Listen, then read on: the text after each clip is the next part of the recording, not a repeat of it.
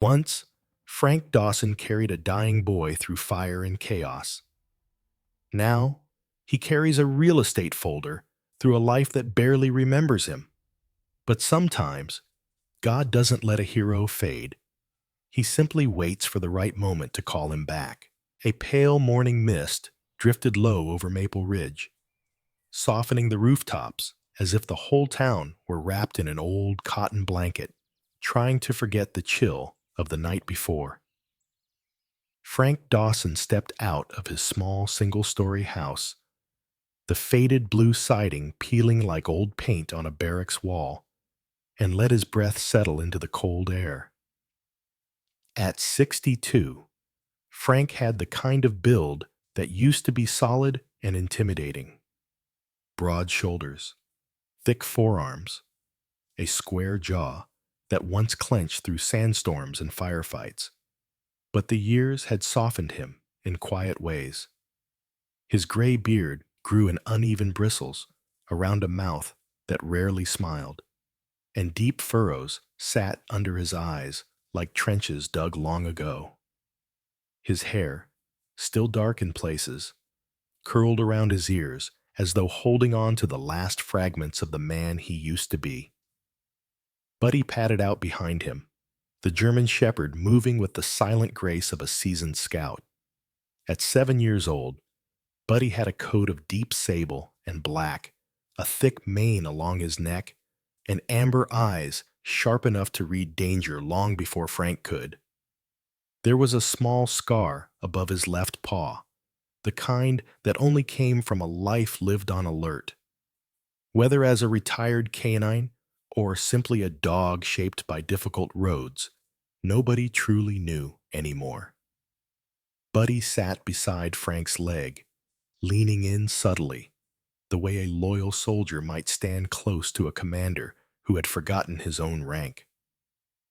Frank reached down and scratched behind Buddy's ear. "Morning, partner," he muttered, voice rough with sleep and a bit of loneliness. They climbed into Frank's beaten-up silver pickup, a Chevy that was older than most realtors in the area, and Frank took a moment before turning the key, staring straight ahead at the quiet street. Maple Ridge was a small town that lived on nostalgia and gossip. Nothing changed except the color of the flowers in front of Miss Eleanor's antique shop.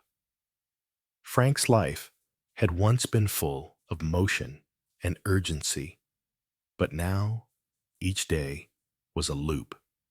Show houses, sign papers, make polite small talk. Pretend he didn't hear people call him the old soldier who couldn't let go of the past. The engine groaned awake, and Frank drove toward the downtown strip. Buddy stuck his head out the barely functioning window, ears flattening back as the cold morning breeze hit him, eyes half closed with calm contentment. Frank envied him for that. At Harper's Cafe, Maple Ridge's unofficial town hall, Frank parked and stepped inside. The bell above the door chimed a tone he'd heard every morning for the past 12 years. The cafe smelled of warm cinnamon, burned espresso, and the kind of comfort people only find when they've lived long enough to know life rarely gives them more than a few safe places. Behind the counter stood Linda Avery, a widow in her early 60s whose gentle presence could settle even the most restless soul. She was tall and slender, with silver blonde hair, always pinned in a loose coil, strands falling around her soft, olive-toned face. Her hazel eyes held the weary tenderness of someone who had lost much, yet somehow learned to keep giving. Linda had been a nurse decades earlier, but life had taken her husband to a sudden heart attack and left her with a quiet resilience and a smile lined with both sorrow and survival. "Morning, Frank," she greeted warmly, sliding a fresh cinnamon roll onto a small plate. "And for Buddy, of course." Buddy's ears perked up immediately, and he sat with perfect posture as if presenting himself for inspection. Frank couldn't help the chuckle that escaped him. "You spoil him more than you spoil me," Frank grumbled, though without any irritation. Linda leaned in slightly, her voice playful. "At least he still believes you're a hero." Frank looked away, jaw tightening as a shadow crossed his eyes. Hero. The word felt heavy, undeserved. If Linda had seen what he'd seen, held dying boys younger than her grandson, while trying to convince them the helicopter was only minutes away, she might not have used that word so easily. He took their usual corner table. Buddy lay at his feet, head resting gently on Frank's old army boots. The same pair he'd kept in the closet for years, until Buddy discovered them and refused to sleep anywhere else. Frank opened his laptop and began sorting through property listings. Maple Ridge homes were mostly modest, small ranch-style houses, family farms that refused to sell, and the occasional plot of land that sat unnoticed on the outskirts. As he clicked through the listings, Frank felt that familiar emptiness tug at him, the sense that his life had narrowed from a wide-open battlefield of possibilities to a quiet corridor with no doors left to try. Around mid-morning, the bell above the cafe door chimed again. A young mail carrier named Tommy, barely 20, skinny as a flagpole, freckles across his pale cheeks, walked in holding a stack of envelopes. Tommy was new to town and carried himself with enthusiastic awkwardness. Always a bit too eager. Always speaking too fast, like he worried people wouldn't listen long enough. "Mr. Dawson," he called, looking around until he spotted Frank. "Got something for you. Certified mail." Frank frowned. Certified mail was rarely good news. It usually meant overdue taxes, property issues, or something from the VA that would require hours of paperwork and little satisfaction. Tommy handed over a thick envelope, brown and crisp. Frank noticed the sender, an attorney's office from out of state. Buddy lifted his head, sniffing the corner of the envelope, then let out a low, uncertain rumble in his throat. Frank raised an eyebrow. Buddy didn't growl without cause. Linda approached quietly, drying her hands on her apron. "Everything all right?" she asked softly, eyes fixed on the envelope. Frank didn't answer immediately. He slid a finger under the flap and opened it. Inside was a formal letter, printed on heavy cream paper, the kind used by wealthy estates or government contractors trying to look important. As Frank read, his breath caught for half a second. The letter informed him that he was the sole heir to a property on the outskirts of Maple Ridge, a set of old warehouses known as North Star Depot, left to him by a man named Raymond Holt. The name washed over Frank like a sudden gust of wind. Raymond Holt, Ray. The man Frank had served with nearly 40 years ago, a fellow medic with sharp blue eyes and a laugh that could cut through gunfire. Ray had saved Frank's life more times than he could count, and then, on a mission gone wrong, Frank hadn't been able to save Ray. At least, that's how Frank remembered it. But Ray had died years ago, or so Frank had been told. A weight pressed into Frank's chest. Buddy stood up now, tail still but alert, nudging Frank's knee as though reminding him he wasn't facing whatever this was alone. "Frank?" Linda asked, her voice trembling with concern. Frank slowly folded the letter, but his hands shook just enough for Buddy to notice. "It's from an attorney," he said. "Ray Holt left me something." Linda's brows knitted. "I thought he passed away a long time ago." "He did," Frank whispered. "Or at least, He had believed so, until this moment brought back memories he had locked away as carefully as medals in a box. Tommy, still standing there, added nervously, Uh, there's more in the envelope.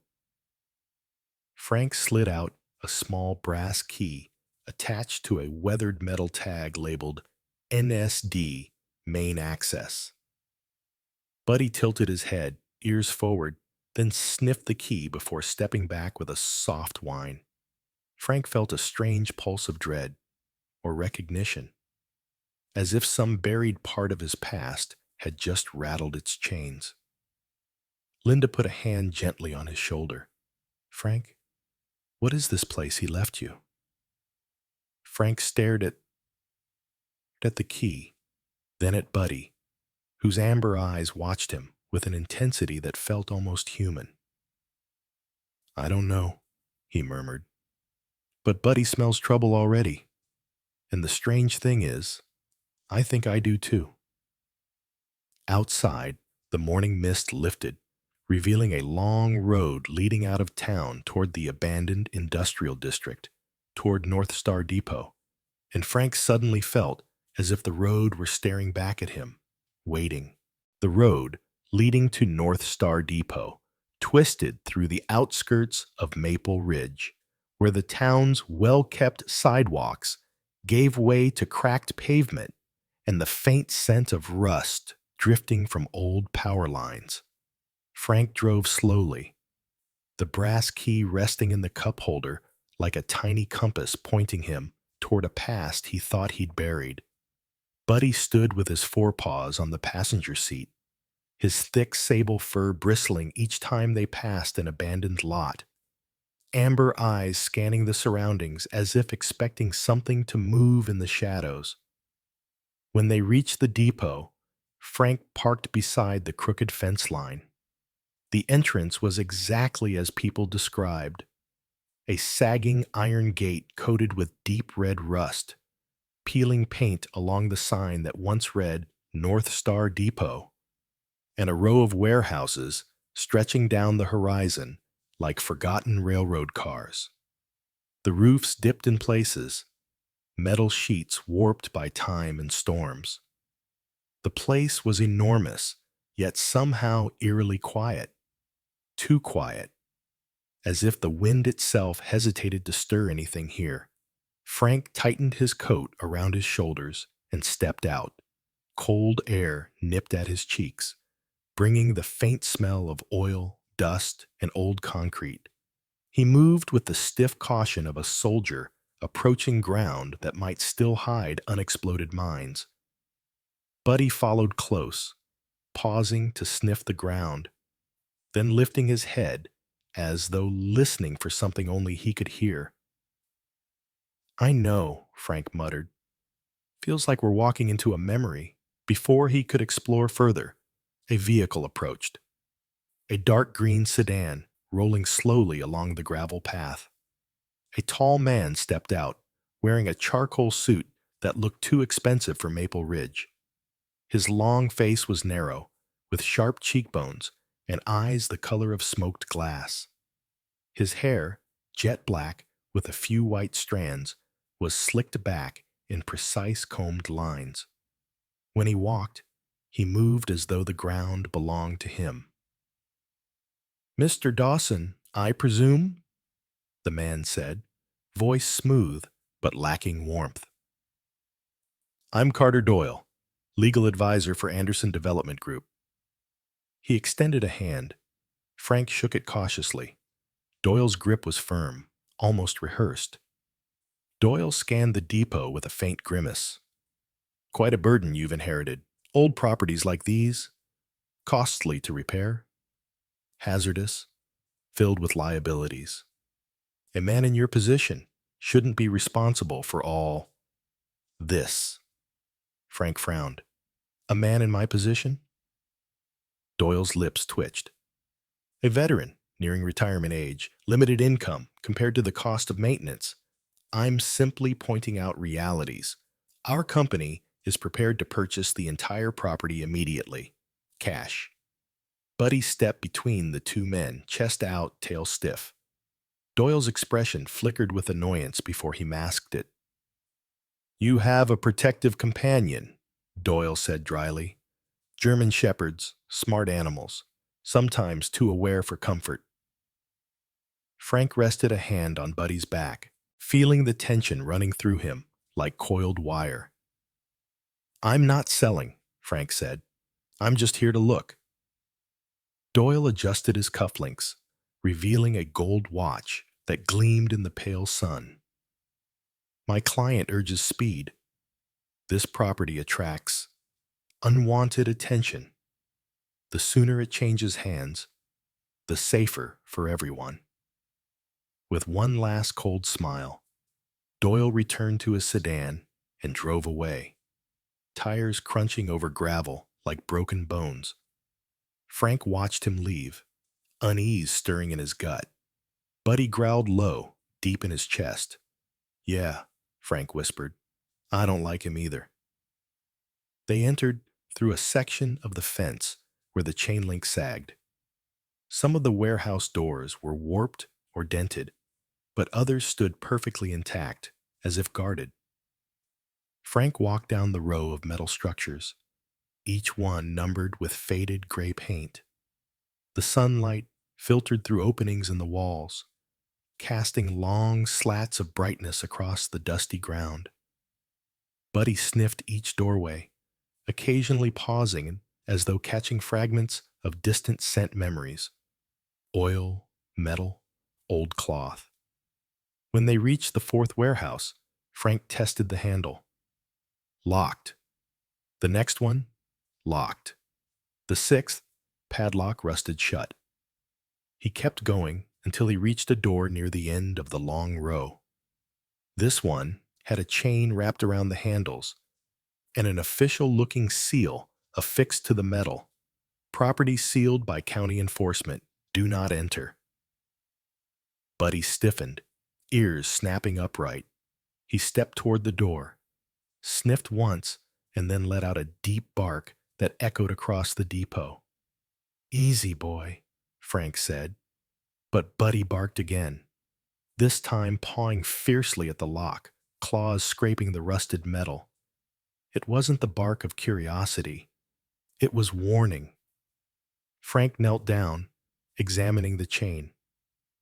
Something was off. The seal sticker was old, but the chain itself looked newer, hardly rusted at all, with a small metal clip tucked beneath one of the loops. Almost like someone had resealed it recently to keep people out, not years ago, but perhaps weeks. Before Frank could think more deeply on it, another voice rose behind him. "You shouldn't be opening that." Frank turned sharply, Buddy positioning himself in front of him, protective but ready. A woman stood a few meters away, dressed in worn jeans, a heavy burgundy coat, and hiking boots scuffed at the toes. She appeared to be in her late 50s. Her hair, a rich auburn, streaked heavily with gray, cut just above her shoulders. Her face was strong, angular, with freckles scattered across her cheeks like remnants of a long summer. Her eyes were dark green, sharp and assessing, eyes that had seen hardship and learned to read people fast. She carried a canvas bag across one shoulder, frayed at the edges as though it had traveled many miles. "Name's Martha Blake," she said, walking closer. "I oversee the outreach program around here." Frank stood cautiously. Outreach? Families down on their luck. People living out of their cars. Folks trying to survive without ending up in the streets. Martha gestured toward the depot. "A few of them use this place to store belongings. Sometimes they stay overnight when the weather turns mean. This depot's been more of a shelter than anything else." Buddy relaxed slightly, picking up on Martha's genuine tone. Frank eyed her carefully. She seemed honest, but there was something guarded in her posture, like she always prepared for people to dismiss her. Martha looked at Frank's face more intently. "You must be the man who inherited the place." "That's what the letter said." Martha sighed, rubbing her brow with her gloved hand. "I was afraid of that. Developers have been circling like vultures. If this place falls to them, half the families I help will have nowhere to go by next month." Frank felt something shift inside him, a tug he didn't ask for, but couldn't ignore. He saw the tightness around Martha's eyes, the strain of someone who had spent too many nights worrying about strangers because nobody else would. "I haven't decided anything yet," Frank said quietly. Martha studied him with renewed interest. "Your dog seems to know things," she remarked with a small smile. "Smart eyes." Frank looked down at Buddy and nodded. "He sees what I miss." Martha pointed toward the sealed warehouse door. "And that one? I'd stay away from it. Whatever's inside, people hear sounds sometimes. Things shifting at night. Could be animals. Could be someone hiding." Buddy barked once, short and alert, as if agreeing that the mystery went deeper. Frank took a breath, steadying himself. He wasn't afraid of locked doors or dark rooms. It was what those rooms held: memories, secrets, ghosts that unsettled him. "Martha," he asked, "did you ever know a man named Raymond Holt?" Her expression changed. Surprise first, then wariness. "Ray Holt? Yes. He used to volunteer with us years ago. Quiet man, carried old wounds in his walk. Kind, though. Real kind." Frank swallowed hard. "He left this place to me." Martha's eyes widened. "Then you'd better be careful who you trust. Ray didn't leave things behind without reason." The wind picked up suddenly, rattling the loose metal siding of the warehouse. Buddy's hackles rose again. Martha took a step back. "Listen, I need to check on a family at the far edge of the lot. But whatever you're looking for in there, just don't go alone." She walked off toward the other end of the depot. Frank stood still, the brass key cold in his pocket. Buddy pressed close to his leg. Something inside the sealed warehouse thumped. Soft, but unmistakable. Once, then silence.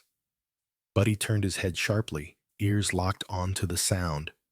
Frank felt the hairs on his neck rise. Something, or someone, was in there. And for the first time in years, he felt the old instinct return. The awareness that he was standing at the edge of a threshold he couldn't ignore. The afternoon sun sagged low behind the warehouses as Frank inserted the brass key into the chain's metal clip, feeling an instinctive tension spread across his shoulders. Buddy stood rigid beside him, every muscle alive beneath his thick coat, amber eyes locked on the sealed door as if he were staring through it rather than at it. The metal groaned when Frank tugged the chain free. Dust puffed outward the moment he pulled the door open, carrying the sour scent of old oil, faded gun grease, and forgotten machinery. Inside, the air felt thick, as though trapped memories still clung to the stale darkness. Frank clicked on his flashlight. A narrow beam cut across rows of wooden crates. Dark mahogany boxes marked with coded numbers and military stenciling. Some were dented, others pristine, and a few sealed with wax that had cracked over the years. Buddy stepped inside first, tail level, paws silent, nose sweeping low along the concrete floor. He paused near one crate, ears flicking forward, then leaned in and sniffed deeper. The message was clear. No immediate threat, but something important lingered. Frank lifted the lid on one of the crates. Inside lay stacks of documents tied with cotton string. Old field reports, international travel permits, and small leather-bound notebooks filled with strange symbols. Underneath them were bundles of foreign currency, yen, euros, dinars, carefully organized as if waiting for a mission that never came. At the bottom rested several passports, each bearing a photo of Ray Holt, but with different names, ages, and professions. Frank felt a cold ripple across his spine. Ray, what the hell were you involved in? Buddy made a soft sound, half whine, half growl, as if reacting to the shift in Frank's breathing. Frank gently rubbed the dog's side, grounding himself. Easy, boy. I'm okay.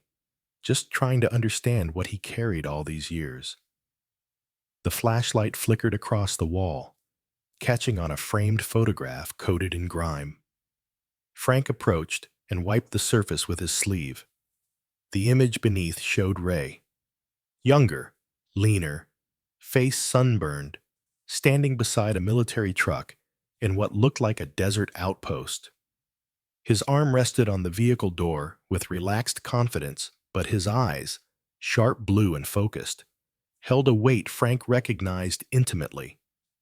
Behind him, faint and blurred, was the emblem of a federal agency Frank had only heard mentioned in briefings reserved for higher-ranking units. And far behind the truck stood another man standing partly out of the frame. Even through the blur, Frank could distinguish the squared shoulders, close-cropped dark hair, and familiar jawline. It was him. Younger, harder, less broken. He flinched backward, breath catching in his throat. Buddy immediately stepped between him and the wall, as though guarding him from his own memories. I didn't know Ray still had this, Frank whispered. We never even talked about that mission again. He didn't want to remember the night Ray died, or the night Frank believed he died. He had replayed it for years, thinking he'd failed, thinking he hadn't moved quickly enough or called for extraction fast enough. But now, everything felt twisted. If Ray had lived longer than Frank was told, what else had been hidden?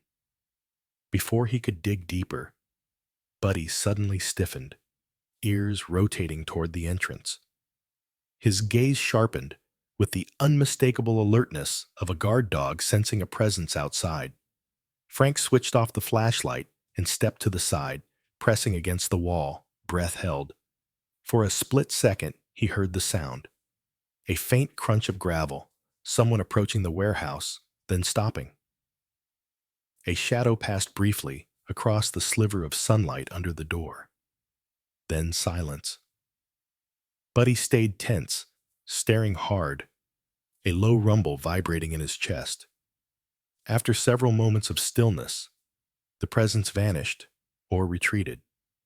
Frank exhaled slowly. Someone's watching this place, he murmured. And not because they love abandoned real estate. He waited another minute before stepping out. The depot yard was empty. The wind swept softly across the dusty ground, carrying small bits of debris with it. But the tracks, footprints, were fresh. Not his. Someone had stood here and listened. Before he could follow them, his phone buzzed. Unknown number. He hesitated, then answered. Mr. Dawson? The voice was firm, female, and controlled. This is Nora Harris with the Department of Homeland Security. I'm in town. I need to speak with you immediately. Frank's eyes narrowed. How'd you get this number? I have clearance that allows access to basic civilian registries, she replied in an even tone. More importantly, I'm calling because that property is not as abandoned as you think. 20 minutes later, Frank and Buddy sat in his cramped real estate office as the door opened and a woman walked in. Nora Harris was in her early 60s, tall with a commanding posture. Her silver hair was cut in a crisp bob that framed a stern, elegant face. She had light brown skin with a few sunspots, the kind that came from years of field assignments rather than leisure vacations. Her dark eyes scanned the office in one sweep, missing nothing. The exit routes, the windows, Buddy's stance, and Frank's hand unconsciously near the drawer where he kept an old service pistol he rarely touched. She wore a navy blazer over a gray turtleneck, the attire of someone balancing field readiness with bureaucratic demand. When she looked at Buddy, her lips lifted slightly. Shepherd mix, he's got training, not just instincts. German Shepherd, Frank corrected. 7 years old. And yes, he knows more than I do most days. Nora crouched slightly and offered the back of her hand. Buddy sniffed, then accepted her with a slow wag of his tail. Good boy, she murmured. Used to work with canines. Smart, loyal, stubborn when they sensed trouble. Frank crossed his arms. Why is DHS involved in my friend's property? Ray didn't have anything to do with whatever you deal with now. Nora's expression flickered. Raymond Holt wasn't just a medic, Mr. Dawson. He spent the last 2 decades working undercover for federal agencies. North Star Depot was used as a logistical point. Small operations. Nothing explosive or classified enough to hit the news, but important. She paused. And he didn't leave it to you by chance. Frank felt a weight settle in his chest. Then why was I told he died? Nora took a deep breath. Because sometimes, in that line of work, disappearing is safer than living publicly. For him, for you. The words hit Frank harder than he expected. Buddy nudged his knee gently, reminding him to breathe. Nora continued, voice lower. Holt maintained the depot as a safe storage site, a place to keep materials connected to various intelligence operations. Nothing dangerous physically, but dangerous politically, if they fell into the wrong hands. She looked directly at him, which is why certain groups want that property now. They think Holt left something behind.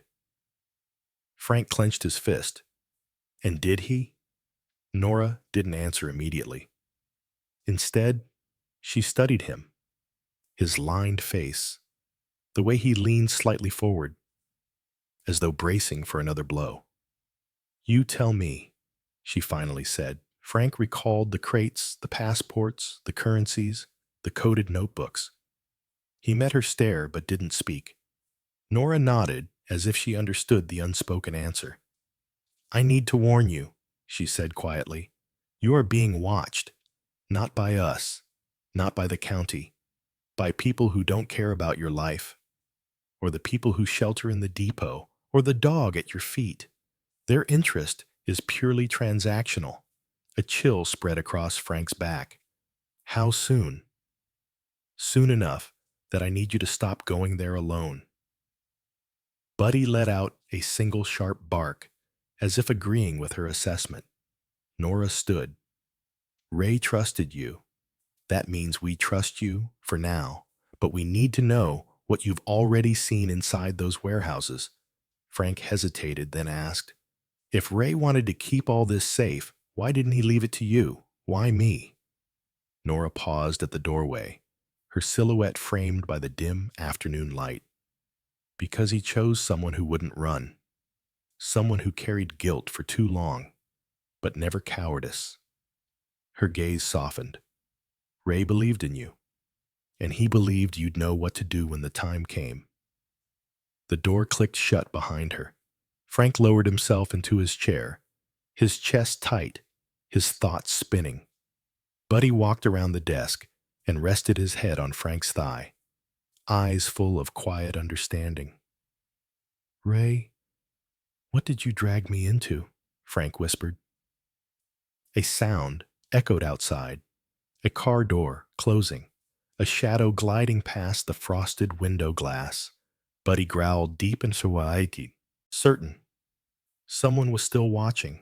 Rain hammered against the metal roofs of North Star Depot like thousands of impatient fingers tapping out a warning. The storm had rolled in without mercy, swallowing the sky and drenching the warehouse yard in sheets of water that gleamed under the flickering security lights. Frank's coat was already soaked through by the time he and Buddy reached the far end of the depot. He held his flashlight tight, its beam slicing across the puddles and the uneven concrete floor of Warehouse 7, the same warehouse Buddy had fixated on for days. Buddy moved with an urgency Frank hadn't seen since their military days, tail stiff, head low, scanning the ground like he was following a trail old but still breathing. He stopped at a particular section of the floor where a jagged crack ran across the cement. Earlier that week, Frank might have dismissed it as simple age or structural decay. But tonight, Buddy circled back to it again and again, nose brushing the wet concrete, ears twitching at something only he could sense. "What is it, boy?" Frank murmured. Buddy responded by scratching at the edges of the crack, giving short, insistent barks. Frank knelt and traced the fissure. It wasn't natural. The edges were too straight, too deliberate, like a seam rather than a break. Rainwater dripped steadily through the holes in the ceiling, pooling around Frank's boots. He took a crowbar from his tool bag, an old one with worn black grip from a life spent repairing houses far less complicated than this, and wedged it into the crack. The metal squealed as he pried upward. The floor shuddered. Beneath the concrete panel, something metallic shifted. With a final grunt, Frank pulled, and the slab lifted just enough for water to cascade into the hidden cavity below. A steel hatch appeared, its surface scratched but intact, with small rivets forming the perimeter. Frank's breath caught. It looked exactly like the emergency bunker doors he'd once opened in the desert, where every descent was a gamble between survival and hell. Buddy pressed against his leg, warm and solid in the icy rain. "All right," Frank whispered. "We go together." He gripped the steel handle. It resisted at first, stiff from years of disuse, but then it gave way with a sharp, metallic snap. The hatch opened, releasing a draft of stale, cold air from below. A narrow staircase descended into darkness. Frank steadied himself and stepped inside. Buddy followed close, his claws clicking lightly against the metal grates. The hatch shut above them on its own weight, muffling the storm's roar. At the bottom, Frank found a room unlike anything in the warehouse above. It was sealed, dry, and somehow alive. Fluorescent lights flickered to life as motion sensors detected them. The underground chamber was lined with metal cabinets, radio equipment, and maps pinned with colored markers and handwritten notes. A dusty laptop sat atop a steel desk. Beside it, a pair of old military-issue field radios and a stack of binders with government classification stickers, scratched but unmistakably real. Buddy sniffed the room carefully before settling beside Frank, leaning into his leg as though preparing him for whatever came next. On the far wall, a large monitor, black, unlit, displayed a single glowing line of text. "Press play." Frank's pulse kicked. His fingers trembled slightly as he reached for the keyboard. Buddy nudged his hand once, as if saying, "Do it." He pressed the button. For a heartbeat, nothing happened. Then the screen filled with static before stabilizing into the face of a man Frank hadn't seen in decades. Ray Holt. older now, late 50s or early 60s, with grayer hair and deeper lines around his eyes, but unmistakably the same man. The man Frank had mourned. The man Frank had blamed himself for losing. Ray smiled faintly in the video, the soft smile he always saved for moments when things were about to get bad, but he still wanted Frank to believe they'd make it out alive. Frank, if you're watching this, it means I'm gone for real this time, Ray began. His voice, though recorded, carried the weight of truth and sorrow. I spent most of my life pretending to be someone different in every country I set foot in. But this depot, this was the one place that felt like mine, ours. Frank felt his throat tighten. Buddy pressed closer, sensing the tension. Everything they told you about me dying back then, that wasn't your fault. It was mine. I had to disappear. Too many people wanted information only I carried. Ray's eyes burned with tired fire. This place, North Star Depot, became a holding cell for everything the country needed quiet. Supplies, documents, funds allocated for the people who always get ignored. Veterans, homeless families, the ones who fall through the cracks because the world stops seeing them. Ray leaned closer to the camera. I protected this place, Frank. But I'm old now, and I needed someone I could trust. Really trust. Someone who wouldn't sell this land the moment pressure came knocking. Ray exhaled shakily. So I left it to you?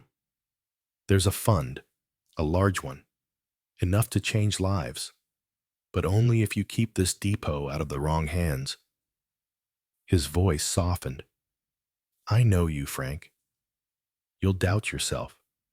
You'll think you're not worthy of this. But you've always been the bravest of us, even when you thought you were failing. Ray paused, eyes glistening. I trust you more than anyone else. Always have. Always will. The video ended. The screen dimmed to black. Frank stood still, unable to speak. It felt like the air had been knocked out of him. All the guilt he carried, years of nightmares, regrets, self-blame, had just collided with Ray's final truth. Buddy whined softly and nudged Frank's knee with his cold nose. I'm here, Frank whispered. I'm here, Ray. I hadn't gone anywhere.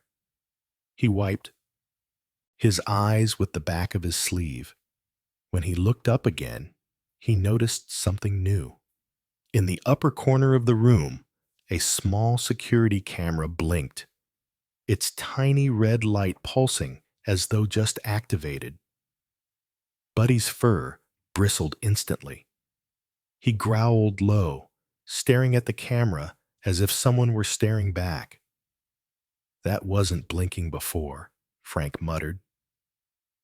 The red light blinked again, and again, steadier now. Someone had flipped a switch. Somewhere above ground, someone was watching them in real time, watching Ray's message, watching the proof of everything. Frank stepped backward, instinct tight in his chest. Buddy, he whispered, we need to move. Before he could decide whether to flee or destroy the system, a faint crackling sound came from the intercom speaker next to the map wall, static shifting, as though someone was tuning in. Then a voice, distorted, low, unfamiliar, broke through. Mr. Dawson, you really should have left that door closed. Buddy snapped into alert stance, barking viciously at the speaker. Frank froze. Whoever that was, they weren't Ray, they weren't Nora, and they weren't far. Morning came heavy and gray over Maple Ridge, as though the storm from the night before had stained the sky and left the light permanently dim. Frank barely slept. His nerves hummed like exposed wires after hearing the stranger's voice in the underground room. Every instinct, from his military years whispered danger, a danger that didn't vanish just because a man locked his door and pulled his curtains shut. Buddy didn't sleep much either. He spent the night pacing the hallway, stopping only to press his head against Frank's knee whenever he sensed the older man waking from another brief, restless doze.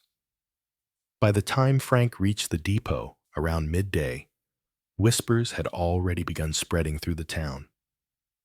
People leaned closer when he walked by Harper's Cafe. Heads turned in the hardware store. Even the gas station attendant gave him a curious squint. It wasn't the kind of attention Maple Ridge offered out of friendliness. It was the kind it gave when rumors took flight.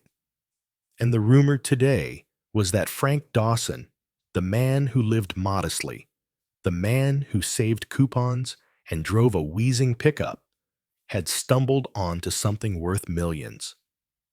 That rumor birthed another visitor. A sleek black SUV glided into the depot yard, its paint reflecting the cloudy sky like a polished mirror. From the vehicle stepped Cole Ryan, a man in his mid-40s with the look of someone who had never woken up sore in his life. His jawline was sharp, clean-shaven to perfection. His brown hair, cut short and styled back, refused to move even in the breeze. He wore a deep gray suit, tailored so precisely it could have been stitched directly onto his frame. His smile was warm, in the way a salesman's smile was warm. Polished veneer, covering cold calculation. Beside him stepped a thinner man with a briefcase, the lawyer. The attorney's name was Paul Riley, a pale and slender man with sandy hair and a pinched face that seemed to fold inward.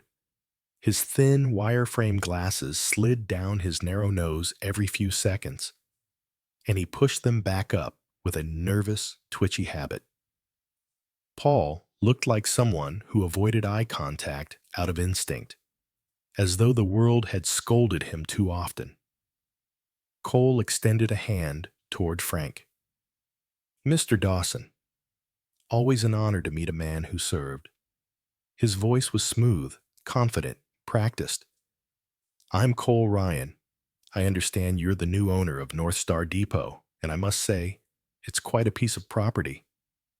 Buddy stepped directly between the two men, planting his paws firmly on the wet ground. His ears flattened slightly, and a low growl vibrated in his chest. Cole froze mid-stride. "Easy now," Cole said, with a bright but stiff smile. "He's protective. I respect that." Frank placed a hand on Buddy's back, but didn't move him aside. "What do you want, Mr. Ryan?"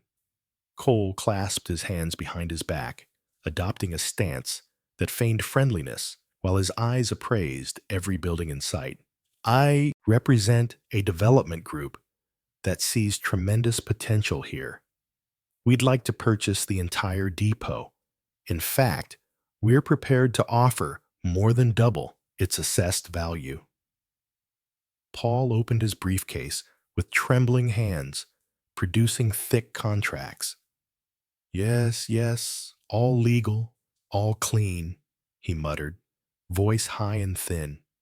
"No tricks, no hidden clauses, well, minimal ones, standard for these types of transactions." Cole shot him a sharp look. Paul shrank visibly and shut his mouth. Frank stared at the papers without touching them. "You don't want this place for potential. You want it for what you think is buried here." Cole's eyes flickered, subtle but real. "You've had a tough life, Mr. Dawson. You've served this country. You've earned peace. Let us take the burden." Buddy's growl deepened. Frank shook his head. "The answer's no." Cole's smile thinned into something that no longer pretended to be warm. "Is this about sentiment, about your old friend? Because sentiment gets expensive and dangerous." Frank met his gaze steadily. The depot's not for sale. A moment of cold silence hung between them. Cole breathed slowly through his nose, then turned, snapping his fingers toward Paul. We'll be in touch, but I promise you, Frank, this property will change hands, one way or another. They left in the SUV without another word. Buddy barked viciously as the car drove off, tail stiff and rigid. Frank knelt and gripped his fur. Yeah, he murmured. I smell it too. Hours later, Nora called. Her tone was sharper than before, the professional veneer cracked by urgency. Frank, we have confirmation. A laundering network used North Star Depot years ago, under the radar. Holt didn't approve it, but it happened. Papers shifted over the line. Voices murmured in the background. The people behind it aren't small-time criminals. They're careful. And the fact they're resurfacing now means they think you have access to something they want gone. Frank rubbed the bridge of his nose. You're telling me Cole Ryan is connected to them? I'm telling you, Nora replied calmly, that Cole doesn't make a move without someone more dangerous pushing from behind. Frank exhaled slowly. What am I supposed to do? For starters, Nora said, don't go anywhere alone. And don't trust anyone who offers you money for that land. Buddy barked once in agreement, standing by the door like a soldier awaiting orders. But trouble didn't wait for nightfall. 3 days later, Frank received a code enforcement notice from the county, charging him with multiple violations: structural instability, unlicensed occupancy, potential fire hazards. The fines were massive. They demanded sections of the depot be closed immediately. Frank drove straight to the county office. But the clerk, a stocky man named Dennis Gruber with a round face, thinning blonde hair, and a weary disposition, barely looked up when Frank presented the notice. Dennis had the demeanor of a man who had seen too many angry citizens and stopped believing protests would change anything. His voice was flat, tired. The inspector logged it. Nothing I can do. Buddy stood beside Frank, sensing his rising frustration. Dennis, Frank said, trying to stay calm, nobody's inspected that depot in years. Dennis shrugged. New orders from above. Priority evaluation, not my call. Behind Frank's irritation lay dread. Someone pulled strings to pressure him. Someone powerful. The order forced Frank to close several warehouse units that several struggling families used to store their belongings. One of those families was Linda Avery's nephew, Eli, a lanky 16-year-old with messy dark curls and olive skin, who carried an anxious quietness like a second backpack. Eli had moved in with Linda after his mother lost her home. He often kept to himself. A shy boy who spoke in half sentences and apologized too much. When the closures were announced, Eli's face fell. Aunt Linda said we could keep our things there, he murmured, shifting his weight awkwardly. We don't have anywhere else. Linda, her silver blonde hair pulled back and her warm hazel eyes lined with worry, squeezed his shoulder. We'll figure something out, honey. Frank felt the guilt press deep. Ray's message echoed through him. This place was meant to protect people who fall through the cracks. That night, trouble found them again. Frank and Buddy were making their rounds at the depot when Buddy suddenly stopped, muscles stiff, nose in the air. Then he bolted toward the parking area, barking in sharp, frantic bursts. Frank sprinted after him. Rainwater from earlier still puddled across the ground, making the gravel slick under his boots. In the distance, the old pickup belonging to Linda sat near one of the rear buildings, and crouched beside it, barely visible in the dim light, was a figure wearing dark clothing. twisting something beneath the truck. Buddy charged, snarling. The figure scrambled up and ran. Frank couldn't catch him, but he saw the glint of a tool clatter to the ground. A small wrench, slick with gas. He dropped to the truck's undercarriage. Someone had opened the fuel line. Gasoline dripped steadily into a pool beneath the vehicle. One spark would have turned the truck, and anyone near it, into an inferno. "Buddy!" Frank shouted. The dog took off toward the electrical junction box, barking furiously. Frank understood instantly and sprinted after him. He reached the box just as a faint buzzing came from inside. A timer set to overload. Frank yanked the master switch, cutting all power to the depot. Moments later, silence. Only the sound of Buddy panting heavily beside him. Frank leaned against the wall, chest heaving, not from running, but from the realization.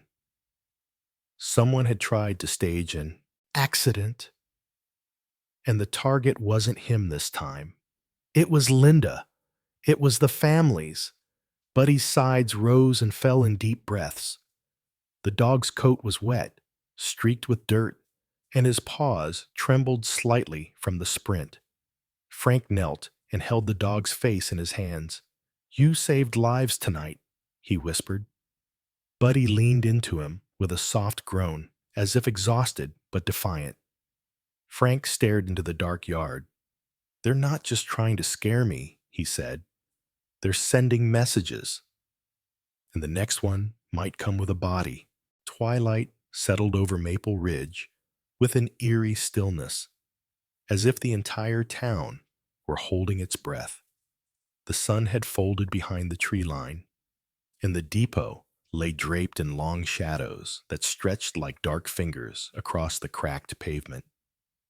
Frank sat at his desk inside the real estate office, sifting through folders he barely saw, his mind circling around Ray's words, the attempted sabotage, the pressure from Cole Ryan. Buddy lay near the doorway, head resting on his paws, though his amber eyes stayed fixed on the window, alert despite the seeming calm. Outside, the cicadas had begun their nightly hum, a thin and constant drone that only made the silence feel louder. The office door burst open so suddenly that Buddy sprang to his feet with a sharp bark. Linda Avery rushed inside, her face flushed with terror, silver blonde hair disheveled from running. She clutched her phone so tightly her knuckles were white. Her hazel eyes, usually patient and warm, were wide with a kind of fear Frank hadn't seen in her before. "Frank," she gasped, voice trembling. "Eli, he left the house. He got a text from you, from your number. You told him to meet you at the side warehouse. He's been gone at least 15 minutes. He's not answering." Her breath hitched. "Frank, he thinks you needed help. He just ran." The room tilted for a moment. Frank felt the same cold punch in his chest that he'd felt decades ago when a young private went missing during a nighttime patrol. An echo of past failure cut through him. Faces he never found. Promises he never fulfilled. Buddy didn't wait for commands. He shot out the office door like a bullet, claws scraping on the sidewalk before he sprinted toward the depot road. Frank was right behind him, barely hearing Linda's plea. "Please find him, please!" The evening air was thick with humidity as Frank ran. His knees ached, his lungs burned, but adrenaline wiped away every limitation. Buddy stayed low to the ground, muzzle almost touching the earth, as he wove between tire marks, footprints, and the faint trace of teenage deodorant and gasoline. The scent trail that belonged unmistakably to Eli. They tore through the depot gates, past the dark loading docks, down the maze of warehouse alleys. Night swallowed them quickly. Street lights flickered overhead. Somewhere in the distance, metal clanged. Buddy froze, ears shooting forward. Then he bolted left. Frank followed. Behind Warehouse 12, where the security lights had been mysteriously disabled earlier in the week, the shadows moved. Frank's heart dropped. Two men stood there, hulking figures wearing dark jackets, gloves, and masks that covered their lower faces. One was thickly built, with a shaved head gleaming under the faint moonlight. His forearms knotted with muscle, veins raised like ropes. The other was leaner but taller, maybe 6'3", with long arms and a face shadowed by a dirty baseball cap. Only the sharpness of his eyes, glacial and cruel, was visible beneath the brim. Their movements were controlled, methodical, trained. Eli was wedged between them, hands bound with a zip tie, fear twisting across his young features. His face looked even smaller beneath the warehouse light, skin pale olive, dark curls plastered against his forehead, chest heaving with rapid, shallow breaths. His frightened eyes darted up as Frank appeared. The taller man barked, "There he is! Old man finally shows!" The bulky man shoved Eli toward the open trunk of a battered silver van. "You're gonna sign everything over, Dawson," he snarled, "or we'll ship the kid to a ditch." Frank's vision tunneled. His pulse hammered in his ears. The weight of his past pressed against him. The memory of a 12-man squad and only 7 returning from patrol. His voice came out low. "Let him go." The taller man laughed, a harsh, ugly sound. "Not until the papers are signed." Buddy launched first. A blur of sable and black fur shot through the dark. His growl erupted into the alley like a detonated charge. He slammed into the taller man's arm just as the man lifted a pistol. Teeth met flesh. The man screamed, stumbling backward as Buddy clamped down with unrelenting force. His entire body coiled like a spring. "Buddy!" Frank shouted. But Buddy was already in battle mode, years of training igniting. His jaws locked onto the wrist holding the gun, forcing it downward. The pistol fired into the ground, sparks flying. The bulky man lunged for Frank. For a split second, Frank saw the man's face clearly, thick jaw, pits of acne scars, dark eyes that held no hesitation. This wasn't a hired intimidator. This was someone accustomed to violence. Frank sidestepped, military muscle memory snapping awake. He grabbed the man's arm, twisted hard, and slammed his elbow into his ribs. The man grunted, stumbled, swung again. Frank ducked under the blow, hooked his leg behind the man's shin, and brought him crashing to the ground. "Eli, run!" Frank yelled. But Eli couldn't. His ankles had been zip-tied too. The tall man, wounded but furious, managed to wrench his arm free from Buddy's jaws. He kicked the dog with a brutal force that echoed through the alley. Buddy yelped, stumbling, but he immediately regained his footing, teeth bared, eyes locked. Frank lunged toward the tall man, but the barrel of the pistol swung back up toward Eli. Time slowed. Frank saw Eli's terrified eyes, saw the man's finger tightening on the trigger. Buddy sprinted. He slammed into the man's torso with every ounce of strength he had left. The gun fired, but the shot veered upward, ripping into the metal roof. Buddy's weight drove the man down. The man struck Buddy across the ribs with the butt of the gun, once, Twice, Buddy let out a choked growl, staggering but refusing to retreat. Frank tackled the man from behind, sending both of them crashing into the gravel. The gun fell from the attacker's hand. Frank pinned him with a forearm across the throat. The bulky man staggered up again, wheezing, reaching for a knife he had strapped to his belt. Frank barely registered him moving, but Buddy did. The dog placed himself between Eli and the approaching threat, standing on shaking legs. The thinner attacker choked out, "You're dead, old man, you and that mutt." And then, sirens. Blue and red lights exploded across the depot, slicing through the darkness. Tires screeched. Engines roared. The alley flooded with tactical boots and shouted commands. Nora Harris emerged at the front of the tactical team, black vest strapped tight, weathered face sharp with command. Behind her, federal agents and 2 local officers with rifles held ready stormed forward. "Drop your weapons," she shouted. The bulky man froze mid-lunge. The taller man stopped struggling under Frank's weight. In seconds, both were restrained, wrists cuffed with metallic clicks that rang like punctuation marks to the violence. Cole Ryan appeared moments later, dragged out from the passenger seat of the silver van by 2 agents. His once impeccable suit was rumpled, his face pale and tight with rage. The mask of suave professionalism was gone, replaced by a cornered, venomous glare. "You made a mistake, Dawson," Cole spat, as the agents hauled him past. "You have no idea who you're up against." Nora stepped in front of him. "He does now." Frank didn't answer. He had dropped to his knees beside Buddy.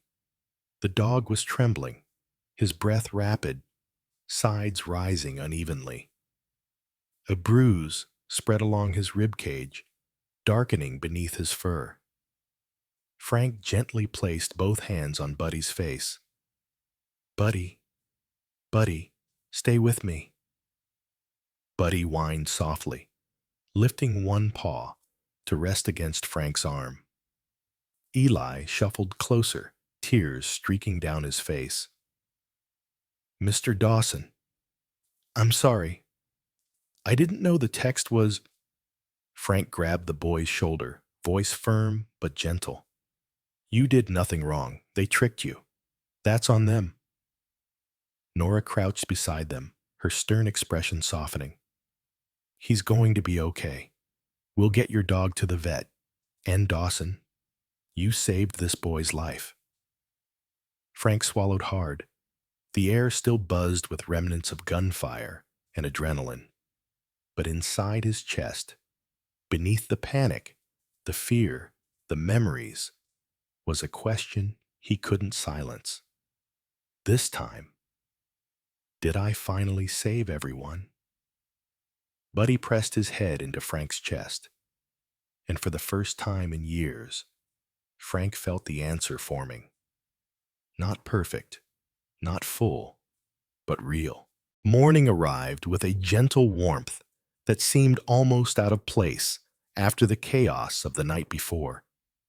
Sunlight filtered through the blinds of the Maple Ridge Veterinary Clinic, glowing soft and golden across the polished floor. Frank sat stiffly in the plastic chair beside the examination table, exhaustion heavy in his bones. But for the first time in a long while, a quiet sense of relief bloomed somewhere deep inside him. Buddy lay on the padded table, his thick coat slightly mussed, one leg wrapped with gauze, and a few shaved patches showing where the vet had cleaned and stitched the cuts. Despite the injuries, Buddy's amber eyes were alert, tail thumping weakly each time he glanced at Frank. Dr. Samuel Whitlock, Maple Ridge's longtime veterinarian, stood beside the table, adjusting his glasses as he gently examined Buddy's ribs. Samuel was in his early 70s, tall and lanky, with thin, wispy white hair that stuck out at odd angles no matter how often he smoothed it down. His long face carried deep lines around the mouth and brow, signs of a man who had spent decades caring for creatures who couldn't speak their pain. His hands, though wrinkled, were steady, gentle, and certain. "This old soldier of yours," Samuel said, patting Buddy affectionately, "is tougher than half the young bucks I see around here." His voice carried a dry, warm humor. "Sprains, a few nasty bruises, and 2 shallow lacerations. Nothing broken, no internal damage. He'll limp for a bit, but he'll be fine." Linda let out a shaky laugh, wiping at her eyes. She stood at the edge of the table wearing a soft blue cardigan over a simple cotton dress. Her silver blonde hair pulled into a loose side braid. Her touch was light when she brushed Buddy's fur. "He scared us half to death," she murmured, "and then saved us all again." Frank placed a hand on Buddy's shoulder. The dog leaned into it, warm and alive. Something in Frank unclenched, something that had been bound tight since his military days. "Thank you, Doc," he said softly, his voice thick. Samuel nodded with a kind smile. "He's a good dog, the kind that gives everything he's got and asks for nothing but a pat and a safe place to sleep." For a few moments, none of them spoke. Buddy's tail tapped gently. Linda sniffed quietly, her hazel eyes shimmering with gratitude. Frank let out a long breath, the kind he hadn't released in years. It felt like setting down a rucksack he had carried long after the war ended. By the next week, everything had changed. The raid on the depot had exposed more than just the kidnapping attempt. Nora's federal team had unearthed evidence from the underground chamber and from the van Cole had used that night. Banking ledgers, coded correspondence, and transfers tied directly to the laundering network Ray had warned of. Cole Ryan and his partners were indicted on multiple federal charges, including conspiracy, kidnapping, and attempted domestic terrorism. The newspapers splashed the story across their front pages. "Major laundering operation smashed in rural county. Local veteran aids investigation." North Star Depot, once a forgotten industrial skeleton, was suddenly recognized as a site of vital intelligence significance. Federal protection was placed over the area, but not to seize it, only to secure what Ray had built and keep it running the way he intended. Frank used the fund Ray left him, quietly, discreetly, with Nora's help, to renovate the depot into a place with purpose. Not flashy, not luxurious, but real. 4 warehouses were converted into small, low-cost studio units with heating, safe locks, and clean bathrooms. Places where struggling families could get back on their feet. A larger warehouse became a community room with shelves of donated clothes, a small library, and long wooden tables where volunteers served warm meals in the evenings. And at the very front of the depot, near the entrance where the sun always hid in the morning, Frank and Linda opened a tiny corner cafe. Linda's Brew and Biscuit. It was modest, just a few tables under hanging string lights, a counter made from reclaimed wood, a chalkboard with daily specials. But it felt like home the first moment Linda stepped inside. She ran the place with the calm efficiency of someone who had spent a lifetime taking care of others. Her pastries became a quiet legend in Maple Ridge. Her coffee became a reason for lonely people to show up and talk. Her smile became the depot's most comforting light. Buddy claimed the spot near the cafe entrance as his domain. He lay on a thick dog bed Linda bought, one sewn with paw prints and faded blue stars. Whenever visitors arrived, small children with shy smiles, veterans with weathered faces, or single mothers carrying boxes of donated clothes, Buddy wagged his tail, offering them a welcome that made even the hardest days feel less heavy. Frank watched all this unfold with a sense of awe he couldn't quite articulate. He still worked as a real estate agent, but now people called him more than the old soldier who sells houses. They called him the guardian of North Star. They nodded to him on the street with respect that felt genuine, not pitying. He no longer avoided mirrors. He no longer felt like a ghost wearing the skin of a man he used to be. Late one afternoon, as the sun began to lower behind the depot with a deep amber glow, Frank walked toward the cafe. Linda was locking the door, humming softly. Buddy trotted behind Frank with a slight limp but high spirits. "Long day?" she asked, her smile gentle as she slid her keys into her cardigan pocket. "Productive," Frank replied. "Saw a couple buying their first home. Reminded me why I liked the job." Linda's eyes warmed. "You look lighter lately." Frank raised an eyebrow. "Lighter?" She tapped a finger to his chest. "Right here. You used to carry, something heavy. Now?" She shrugged. "Not gone, but quieter." Frank didn't know what to say. For years, words had failed him when it came to explaining the stranger who lived inside his chest. His guilt, his ghosts, his failures. But looking at Linda now, with her silver hair glowing in the sunset, he felt something loosen again. They sat on the depot steps together, watching the golden light spill over the tin roofs. Buddy lay across both their feet, resting his head on Linda's ankle and placing a paw gently on Frank's boot. The quiet was soft, peaceful. "What now?" Linda asked after a moment. Frank gazed at the wide sprawl of North Star Depot, the renovated homes, the cafe lights flickering on, the soft chatter of families settling in. He saw resilience. He saw healing. He saw Ray's legacy and the path he himself had finally stepped into.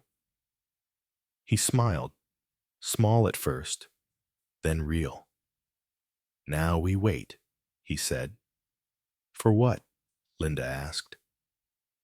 Frank looked out at the horizon, where the last rays of sun glinted off the old metal rooftops, to see whose life this place saves next.